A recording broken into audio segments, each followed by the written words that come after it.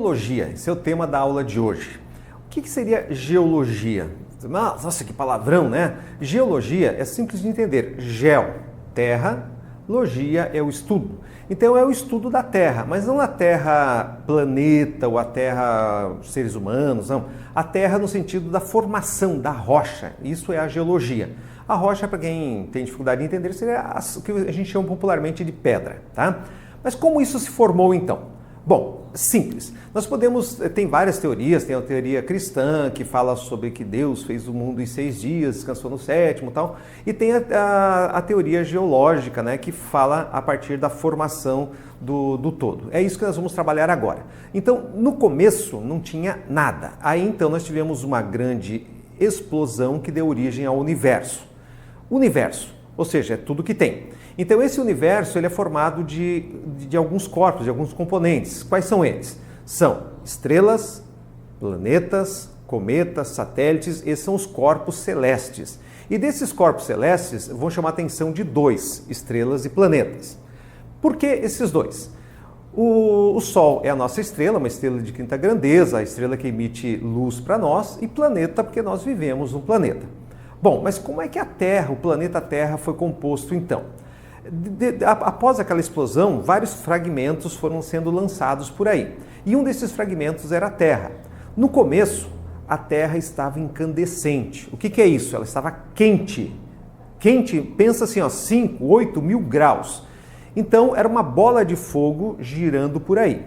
E essa bola de fogo foi se ordenando com as estrelas, ou seja, em volta ao Sol, né? E deu origem à formação do Sistema Solar. E aí o planeta Terra ele começou a esfriar.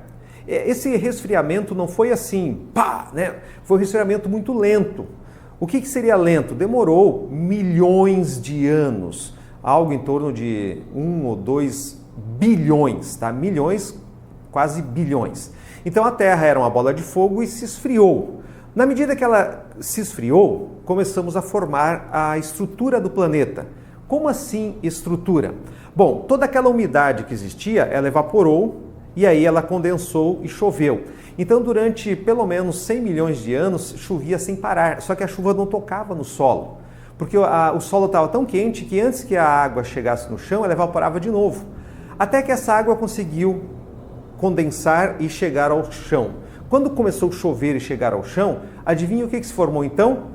Isso, os oceanos. Mares e oceanos se formaram assim. Toda aquela umidade veio e tocou o solo. No princípio eram pequenos mares e oceanos que foram crescendo, dando a proporção que a gente tem hoje. E o contexto geral, como o planeta se formou então? O planeta é formado de rochas. Lembre, o planeta é formado de rochas. Essas rochas são formadas de minerais e os minerais são formados de elementos químicos. Então, quer dizer que todo o planeta Terra é formado de elementos químicos? Sim, indiretamente sim. E esses elementos químicos que formam os minerais, eles são os que a gente explora hoje, né? Ferro, níquel, alumínio, esses minerais que a gente explora que são os que formaram o planeta. E aí, automaticamente, o nosso planeta é formado em camadas. Como assim camadas? Pensa num ovo, por exemplo. Se você cozinhar um ovo e cortar esse ovo ao meio, você vai ter a casca, depois da casca aquela parte branca do ovo e no meio aquela parte amarelinha. O planeta Terra é mais ou menos assim. A casca seria a crosta terrestre, aquela parte branca do ovo ali, propriamente dito, seria o manto da Terra, e a parte amarela seria o núcleo da Terra. Essas camadas são o que exatamente? O núcleo é a parte central da Terra que ainda está muito quente. O que seria esse muito quente? O núcleo está com 5.700 graus. 5.700 graus, é quente. A outra parte, que é o manto ele está em estado pastoso. O que seria esse pastoso? Como se fosse assim um creme, tá? Ele tem uma temperatura de mais ou menos 1.700 a 2.500 graus. Então lembre, o manto ele tem uma temperatura de 1.700 a 2.700 graus, estado pastoso. E a crosta, ou a crosta, né, é aquela parte de fora, aquela parte externa, e ela está na temperatura ambiente aqui na parte de fora e na parte de dentro, chegando a mais ou menos 800 graus. Então quer dizer que se eu for cavando para baixo, quanto mais para baixo eu for, mais quente fica? Sim, mas atenção para um fato. Qual? A cada 100 metros que eu vou para o centro da Terra, aumenta 1 grau de temperatura. Por exemplo, agora, se eu tenho 20 graus aqui, se eu cavar 100 metros, dá 21 graus, mais 100 metros, 22. E chega um momento que essa temperatura não vai ter essa continuação. A gente chama de descontinuidade de Mororovitchik. Mororovitchik foi um cientista russo que descobriu que muda essa temperatura. Como esse cientista russo descobriu? Ele foi escavando. Chegou um momento que ele percebeu que matematicamente você não chega àquela temperatura. Então ele viu que existe um descompasso. Por que tem esse descompasso? Porque ali tem uma troca de energia entre as camadas da Terra. Você sabe por que existe o centro de gravidade do planeta? Existe pelo seguinte: a crosta ela é sólida, então ela está teoricamente parada. Teoricamente, porque depois em placas tectônicas a gente vai ver que não está exatamente parada. Aí nós vamos ter o manto, que é pastoso, que ele gira num sentido. E o núcleo, que é líquido ou sólido, o núcleo interno seria sólido, o núcleo externo é líquido, ele gira em outro sentido. Então, na medida em que o manto gira para um lado e o núcleo gira para o outro, cria uma energia nisso. E essa energia cria um centro gravitacional na Terra. Então, o centro gravitacional da Terra é o Polo Norte. Tá? O Polo Norte apenas, o Polo Sul é o antigravitacional. Então, esse polo gravitacional se dá devido a esse movimento de massas do interior da Terra. E essa gravidade é importantíssima para navegação, para todos os sistemas que a gente tem na Terra, inclusive a internet. A internet se dá graças ao centro de gravidade. Tá? Claro, não a internet em si, mas você consegue localizar pontos, né, graças ao centro de gravidade da Terra. Então, essas camadas do centro da Terra, elas têm a sua movimentação, elas têm a sua vida própria. Por isso que a temperatura vai de mais ou menos 800 graus, ela pula para 2000. Então, essa descontinuidade de Mororovitchik se dá devido à movimentação dessas massas. E essas massas se comunicam entre si? Sim, elas se comunicam. E essa comunicação dá origem aos vulcões e outros movimentos que a gente vai ver nas próximas aulas também. Agora, chamo a atenção de vocês para um fato.